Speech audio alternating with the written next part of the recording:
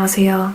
제 첫 영상이 이런 영상이 될 줄은 몰랐는데 저는 현재 5년째 영상 편집자로 일하고 있고요.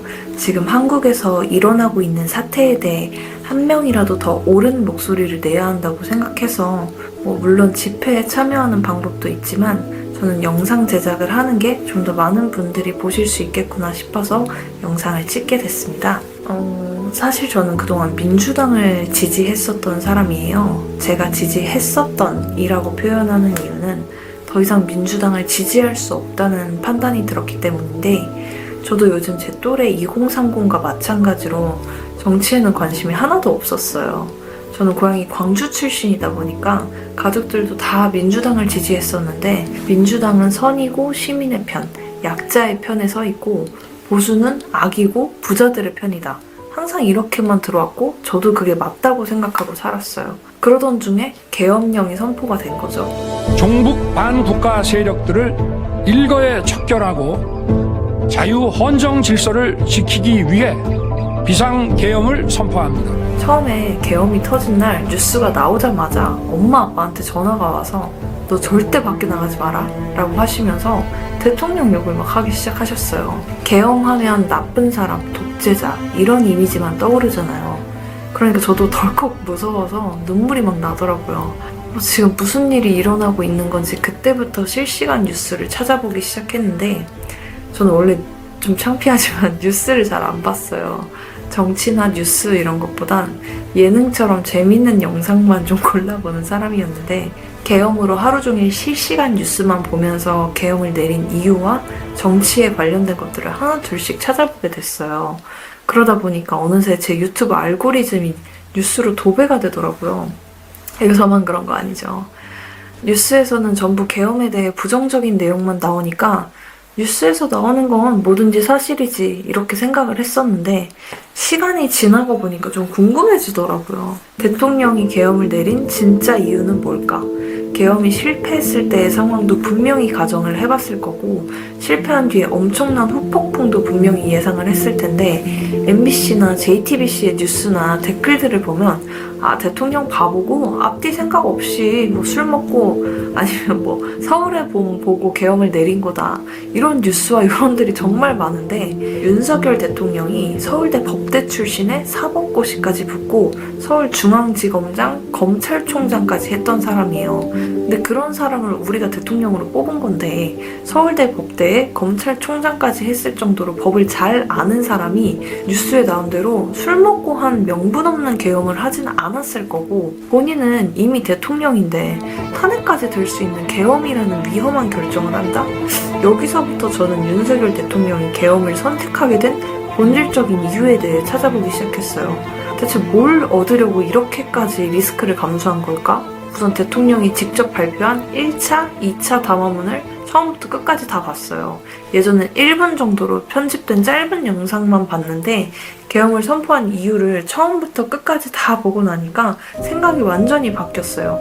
이번 계엄을 통해서 지금 우리나라가 국가적인 위기에 처해 있다는 걸 모르는 국민들에게 이를 알리고 바로잡기 위한 최후의 선택이었고 그러면서 계엄을 내리게 된 배경에 대해 파면 팔수록 와 진짜 내가 그동안 아무것도 모르고 살았구나 하고 망치로 뒤통수를 맞은 기분이더라고요. 윤 대통령이 이번 계엄을 하게 된 이유는 거대 야당을 가진 민주당과 국회가 이 나라의 운영과 정상적인 업무 수행이 불가능할 정도로 대통령의 권한을 사실상 무력화시키고 아무런 대처도 할 수 없게 만들어 놨더라고요. 그동안 정부 관료와 검사들에 대한 탄핵이 무려 22번이에요. 22번의 탄핵 시도가 있었고 이렇게 수많은 탄핵들로 대한민국의 사법부와 행정부가 마비되고 내년 예산안에서 무려 4조 1천억 원을 민주당이 단독으로 삭감을 했는데 이게 필요한 삭감이었다면 얘기가 다르겠지만 재해대책 예비비, 아이 돌봄 수당,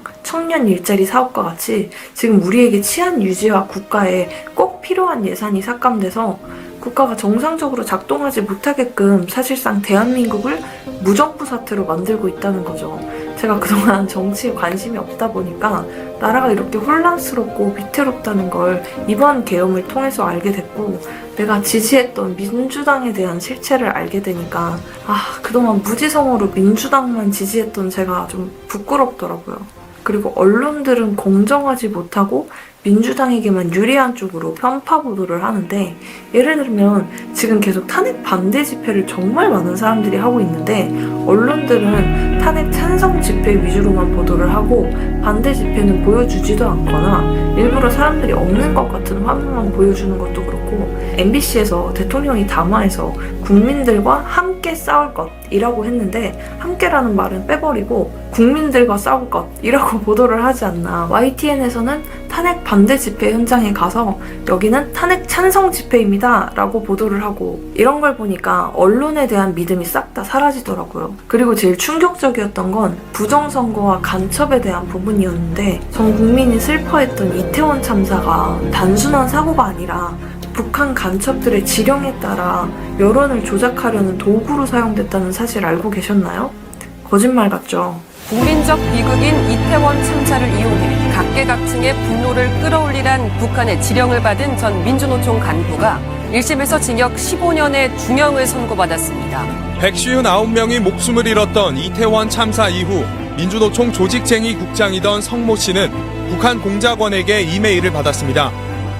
특대형 참사를 계기로 각계각층의 분노를 분출시키는 조직 사업을 적극적으로 전개하라는 지령이 담겼습니다. 노조 내부에 만든 지하 조직의 총책이던 석 씨는 2017년부터 5년 동안 이런 지령을 100번 넘게 받은 것이 확인돼 지난해 5월 간첩 혐의로 재판에 넘겨졌습니다. 저는 이 뉴스를 보고 정말 많은 생각이 들더라고요. 우리가 슬픔에 휘둘려서 누군가의 게임판 위에서 놀아났구나. 간첩들은 북한의 지령을 받고 여론 조작을 하고 갈등을 유발해서 우리를 갈라지게 만들었는데, 민주당은 이 참사를 추모와 해결의 문제로 보지 않았어요. 재발 방지 대책이나 구조적인 문제 해결보다는 사고 직후에 국정조사를 요구하며 사고의 책임을 철저하게 대통령에게 부각시키려는 정치적인 공세에만 집중을 했죠. 이게 국민 분열과 혼란을 일으키려고 한 간첩이랑 뭐가 다르죠? 사고의 본질보다 책임 공방에만 집중하고 국민들을 서로 싸우게 만들고. 근데 여러분, 여기서 끝이 아니에요. 간첩이 북한에만 있는 게 아니라 중국 간첩들도 정말 많다는 건데, 얼마 전에 윤 대통령이 이런 얘기를 했죠. 지난 6월 중국인 3명이 드론을 띄워 부산에 정박 중이던 미국 항공모함을 촬영하다 적발된 사건이 있었습니다. 지난달 40일에는 40대 중국인이 중국에서 입국하자마자 드론으로 국정원을 촬영하다 붙잡혔습니다. 한국은 지금 나라가 반으로 쪼개질 정도로 갈등이 극에 달한 상황인데, 그런데 이렇게 갈라진 상황에서 과연 누가 가장 큰 이득을 볼까요? 그들이 지금의 사태를 가장 원하고 있지 않을까요? 지금은 단순한 내부 싸움 정도가 아니라 체제 전쟁 중이에요. 우리는 지금 중국과 북한과의 전쟁을 벌이고 있는 상황인 거죠. 이렇게까지 간첩들이 활개치는 상황인데도 민주당은 국가보안법을 폐지하자고 하고 간첩법을 반대한다는 거예요. 간첩을 잡지 말자고요? 이게 진짜 내란이지 누가 내란이에요? 자, 그리고 정말 중요한 부정선거 의혹이 있죠. 부정선거? 이것도 너무 음모론 같지 않냐고요? 선거관리위원회가 북한의 정찰 충돌을 포함해 총 8건의 해킹 공격을 받고도 국정원의 보안 점검 권고를 거부한 것으로 드러났습니다. 국가정보원이 해커의 관점에서 문제를 확인해보니 선거인 명부를 조작하거나 개표 결과 변경까지 가능한 수준이었는데, 저는 이거 듣고 좀 황당했어요. 보안 취약점을 그대로 방치한다면 우리나라의 투표 시스템이 공격을 받을 수도 있는 상황인데 점검조차 안 한다고? 그리고 알면 알수록 이 선관위라는 조직의 문제점은 진짜 셀 수도 없을 정도로 많더라고요. 대통령도 말했죠. 선관위의 비밀번호는 1, 2, 3, 4, 5다. 그 정도로 허술한 기관이며 무려 1200건의 채용 비리에 정치적 중립도 전혀 지키지 못하고 있는 기관이고, 외부 감시와 견제를 피하기 위해 감사원 감사까지 거부를 했다고 하더라고요. 이걸 단순 음모론으로 치부할 일이 아니라 의심하지 않는 게 더 이상하지 않나요? 자, 그런데 이렇게 썩을 대로 썩을 선관위를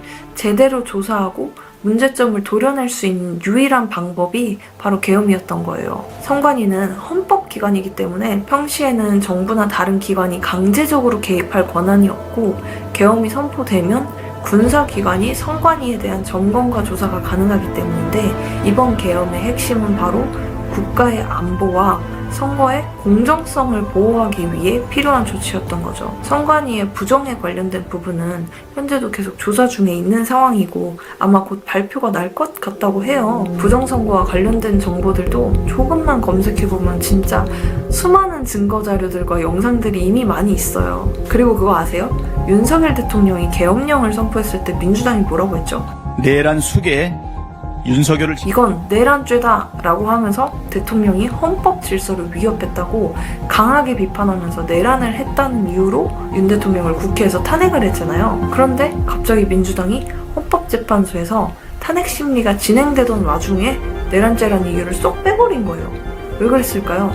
이번 윤석열 대통령의 계엄령은 민주당에서 봐도 이걸 내란죄로 보기가 어렵고 법적으로도 성립되기 어렵다는 걸 민주당도 잘 알고 있기 때문이죠. 민주당은 처음에 국민들에게 대통령이 내란죄를 저질렀고 내란숙이라는 워딩을 써가면서 계속해서 내란이라는 점을 부각시켰죠. 근데 실제로 법적 판단이 불리할 것 같으니까 이제 와서 슬쩍 빼버리는 거죠. 내란이라고 대통령을 탄핵을 시켜놓고 그걸로 국민들에게 대통령이 헌법 질서를 어겼다라는 이미지를 심어 놓았는데 정작 내란죄를 빼버리면 그 탄핵 사유도 무너지는 거 아니에요? 그뿐만 아니라 탄핵 이후 진행된 수사 과정에서도 문제가 많아요. 원래 대통령을 수사하려면 서울 중앙지방법원에서 영장을 받아야 하잖아요.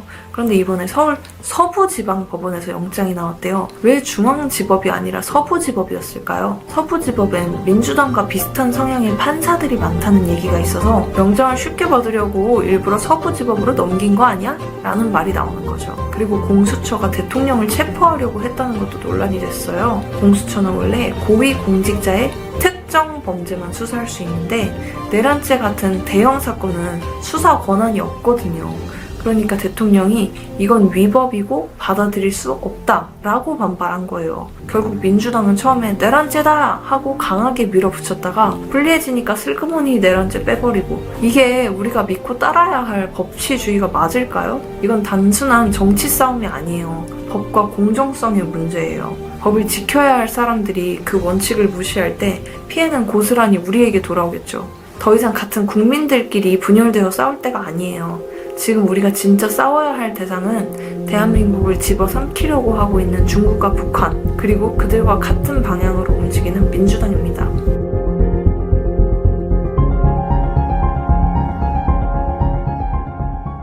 제가 영상을 제작한 이유도 불과 얼마 전에 저처럼 그저 한쪽으로 치우쳐져 있는 뉴스와 어릴 때부터 들어왔던 배워왔던 틀을 깨지 못해서 자세히 알아보지 않고 무지성으로 믿음을 갖고 있는 분들이 혹은 어느 한쪽을 지지하진 않을지언정 보수나 진보다 똑같은 나쁜 놈들이잖아, 둘 다 싫어 하시는 분들이 제 영상을 보고 단 한 분이라도 문제점에 관심을 갖고 제대로 알아보려고 한다면 저는 그걸로 너무 감사할 것 같아요.